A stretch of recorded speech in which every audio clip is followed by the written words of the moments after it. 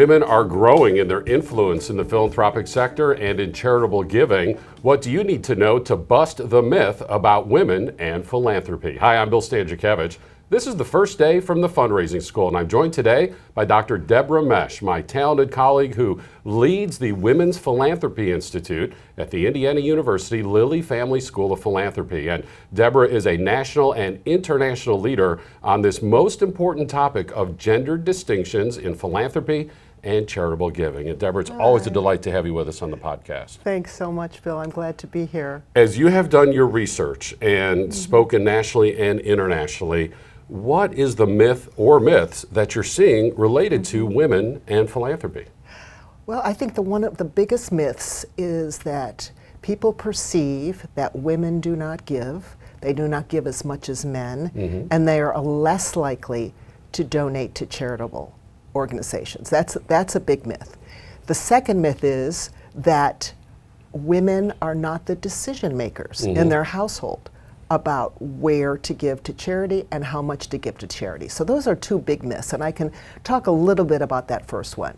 So one, I think, fallacy, especially with organizational leaders and as well as fundraisers, they don't feel that women give as much to charity or are as likely to give.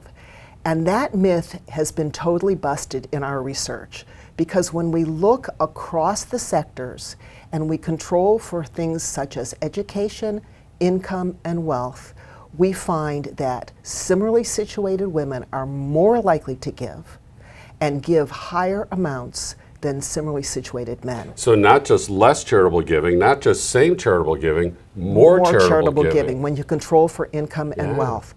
And I think that leadership and fundraisers need to really be aware of this, because they are leaving so much money on the table if they have this stereotype about how women give. I think the difference from our research is we see that women and men have different patterns of giving. So women tend to spread out their giving across multiple organizations, whereas men tend to focus on fewer organizations. And so there's this myth that men may give more to those fewer organizations, but women are more likely to spread out their giving and give across a variety of organizations. So that's a myth that really, I think, fundraisers and organizational leaders in the nonprofit sector need to pay attention to women, especially because women are going to be inheriting more and more of the wealth in this country. We often say that women inherit twice, once from their husbands and once from their spouses. So they are going to be inheriting the wealth in future generations because women outlive their husbands. I mean, it's a statistical fact. I think the second myth that I just brought up is about this household decision making. And oftentimes we hear anecdotal evidence, but we also have research backing this up, is that it's the husband in the household who makes those decisions about where the money goes and how much to give. But when we find in our research, especially when you get to the high net worth households, that women are making much more of those decisions, especially in the high net worth households.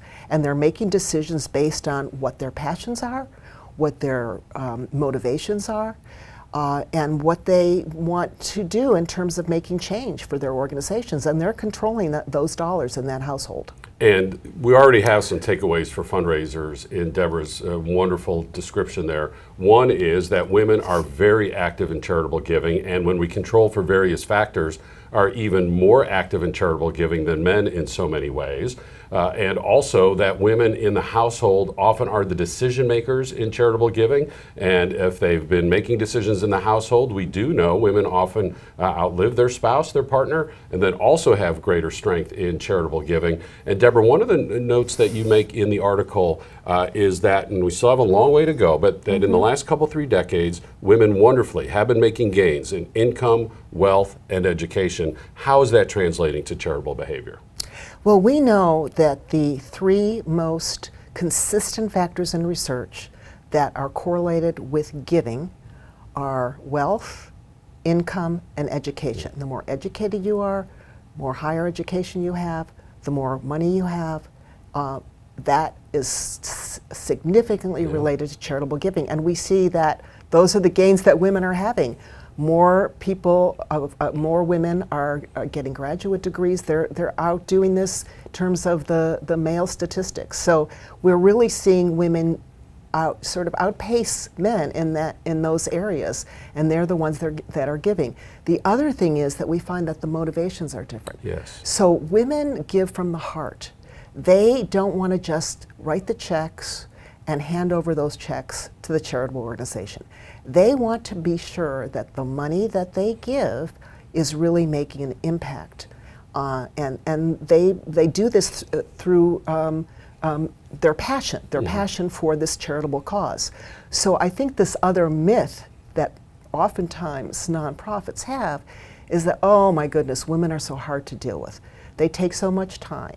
And with men, they just simply write the checks. But the thing is that nonprofits and fundraisers have to realize is that once you steward a woman and she is loyal to your organization, even though she's not willing to just simply write the checks without knowing what that organization is and matching her money to impact, she will be a long-term donor. So you have to think long-term and really cultivate women in terms of her passions, her motivations, and her desire to know that she wants to see change.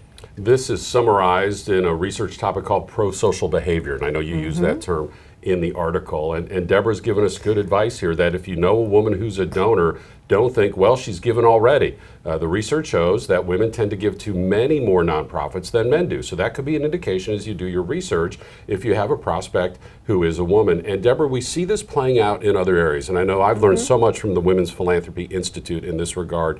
When you talk about the relational ways and the heart and the passion ways that women give, when we see that women are, by a factor of 2 to 1, far more active on social media. Women are much more likely to give through giving circles than men are. So again, these are some tips for fundraisers to see how women are active in the charitable giving space. Absolutely, and you can't assume that the way that men give is the same way that women give. And you mentioned this idea of the giving circles and women's funding networks and women's foundations. Women like to come together to talk about where to give, and they like to do it collectively. They like to learn from each other, and they like to collaborate. So I think fundraisers and leaders need to understand that men are not interested in doing that as much as women are. There's far fewer men's giving circles than there are women's giving circles. It just doesn't resonate with men as much. That you need to understand the ways in which women give to cultivate that and steward them in those different ways. They like to work together. They like to talk to each other. They like to learn from each other. Throughout her work, Debra's had a chance to work alongside Melinda Gates, a leading woman in philanthropy. And in the article, again, the 8 Myths of Philanthropy in the Stanford Social Innovation Review, which, by the way, is available from behind the paywall. You can see the article at our website at philanthropy.iupui.edu. You talk about Mackenzie Bezos and how she, in so many ways, symbolizes, embodies these key themes that you're bringing to us today. Help our listeners and viewers understand that story. Right. So it's Mackenzie. It's Melinda Gates. I might use Melinda Gates as the most recent example. Okay.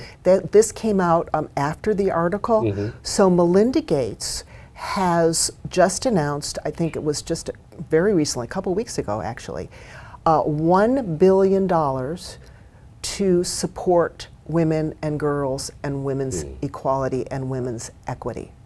And that so resonates with what her philanthropy has been about. So she's expanding that idea of if you support women and girls, you support their communities as well. And she's expanded it from her philanthropy in terms of giving to women and girls to gender equity in the public, private, and nonprofit sector. So it's a real testament, and I think it follows in concert with what's going on in philanthropy, that women are really stepping up and saying this is important, that we need to make decisions about where to give in terms of gender equity, in terms of who is on the board.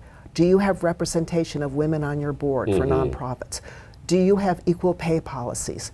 So I think that this is a real I think it's the beginning, not the beginning, but just another trajectory point of really focusing on the importance of philanthropy, and women and girls in particular is what her passion is. So Debra, thank you for helping us break this myth about women in philanthropy that too many of us still hold on to. And this is a wonderful example of the extensive research, and not just for the sake of learning knowledge, which is important, but the way you can translate this to effective fundraising practice by learning more from the Women's Philanthropy Institute. Now, go to our website, philanthropy.iupui.edu. You'll see a toolbar across the top, and you'll see the word Institute. Click on that, pull down menu, you'll find the Women's Philanthropy Institute. And all of Debra's research and other research that the Institute has gathered through their advisory council and other friends in the field. And again, this is information that you can translate into practical fundraising success, summarized in so many ways in this 8 Myths of Philanthropy article, which you'll also find